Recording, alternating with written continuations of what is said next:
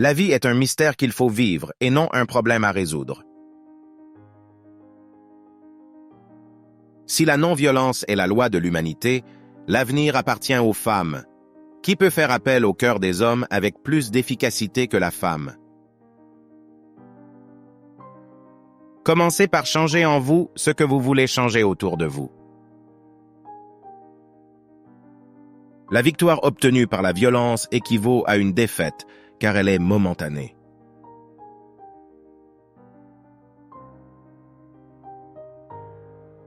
On ne peut battre son adversaire que par l'amour et non la haine. La haine est la forme la plus subtile de la violence. La haine blesse celui qui hait et non le haït. Appeler les femmes le sexe faible est une diffamation. C'est l'injustice de l'homme envers la femme. Si la non-violence est la loi de l'humanité, l'avenir appartient aux femmes. Attache plus de prix à un humble vertueux qu'un riche orgueilleux. La vie sans religion est une vie sans principe, et une vie sans principe est comme un bateau sans gouvernail. La valeur qui va jusqu'à la témérité est plus près de la folie que du courage.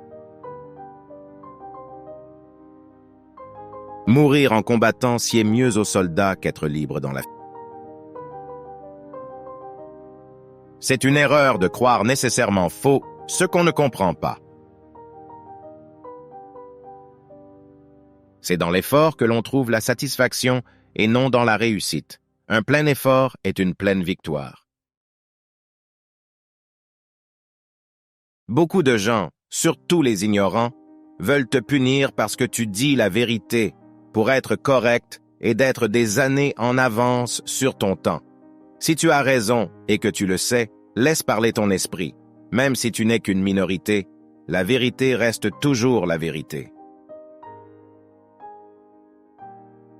La véritable éducation consiste à tirer le meilleur de soi-même. Quel meilleur livre peut-il exister que le livre de l'humanité? Évoluer et changer de point de vue fait partie de la vie. Une personne qui reste toujours sur ses positions finira par avoir tort. Là où il n'y a le choix qu'entre lâcheté et violence, je conseillerais la violence. Chaque jour, la nature produit suffisamment pour nos besoins. Si chacun ne prenait que ce qu'il lui faut, il n'y aurait pas de pauvreté dans le monde et personne n'y mourrait d'inanition. La démocratie devrait assurer aux plus faibles les mêmes opportunités qu'aux plus forts. Lorsque nous critiquons, il faut le faire avec une humilité et une courtoisie qui ne laissent subsister aucune amertume. Il faut être fier d'avoir hérité de tout ce que le passé avait de meilleur et de plus noble. Il ne faut pas souiller son patrimoine en multipliant les erreurs passées. À l'instant où l'esclave décide qu'il ne sera plus esclave, ses chaînes tombent. La vérité est dure comme le diamant et fragile comme la fleur de pêcher. Il vaut mieux mettre son cœur dans la prière sans trouver de paroles que trouver des mots sans y mettre son cœur. Dès que quelqu'un comprend qu'il est contraire à sa dignité d'homme d'obéir à des lois injustes, aucune tyrannie ne peut l'asservir. Ceux qui jouent avec des chats doivent s'attendre à être griffés.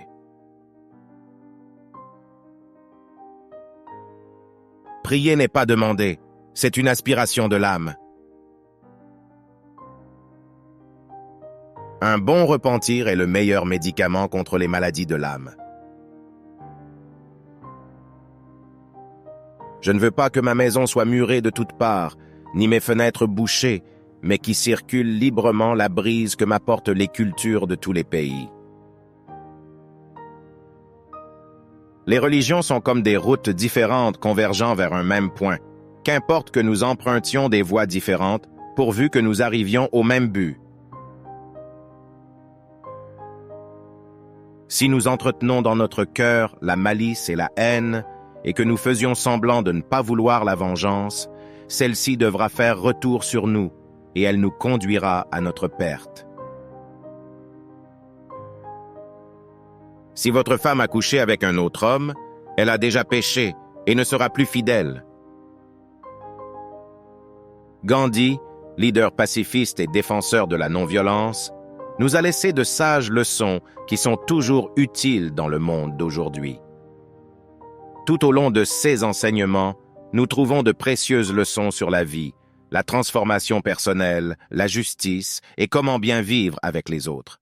Il insiste sur le fait d'être vrai, de comprendre les autres et de se transformer intérieurement. Cela nous fait réfléchir à comment vivre de manière plus sincère. Premièrement, Gandhi nous rappelle que la vie est un mystère qu'il faut vivre, et non un problème à résoudre. Il nous encourage à accepter l'incertitude et à apprécier chaque instant au lieu de toujours chercher des réponses parfaites. Selon Gandhi, la non-violence est une règle très importante pour les humains. Sa conviction que l'avenir appartient aux femmes repose sur l'idée que leur capacité à parler au cœur des hommes peut provoquer de vrais changements. Gandhi dit que pour changer les choses autour de nous, il faut d'abord changer soi-même. Cela montre qu'il est important d'être un bon exemple et d'agir pour faire des changements dans notre vie. Il nous rappelle que la véritable victoire s'obtient par l'amour et non par la haine, et que la haine est une forme subtile de violence qui nuit plus à celui qui haït qu'à celui qui est haï. Dans sa défense des droits des femmes, Gandhi dénonce l'étiquette du sexe faible comme étant injuste et diffamatoire, et sa vision de la justice souligne à quel point la non-violence est vitale pour l'humanité, l'alliant là encore à la capacité des femmes à promouvoir un changement positif. Vivre simplement pour permettre aux autres de faire de même est un principe fondamental pour Gandhi. Cette approche est liée à sa conviction de la suffisance des ressources naturelles lorsqu'elles sont utilisées avec modération. Il met l'accent sur l'importance du partage plutôt que sur un consumérisme excessif. La religion et l'éthique sont étroitement liées dans la philosophie de Gandhi. Il considérait une vie sans principe comme un navire sans gouvernail, soulignant l'importance de vivre avec des valeurs saines et une morale profondément enracinée. Le célèbre adage « Soyez le changement que vous souhaitez voir dans le monde » résonne avec l'idée que nos actions personnelles sont essentielles pour avoir un impact positif sur la société. Gandhi nous met au défi de ne pas attendre que les autres changent, mais d'être le changement que nous souhaitons voir. La vérité et le fait d'être sincère sont très importants. Même si parfois la vérité peut être dure et fragile, il faut la traiter avec soin et respect. La prière, selon lui, est une aspiration de l'âme plutôt qu'une simple demande, nous amenant à considérer la prière comme un lien profond et personnel plutôt que comme une simple transaction. Gandhi considérait l'interdépendance des hommes et des femmes comme cruciale.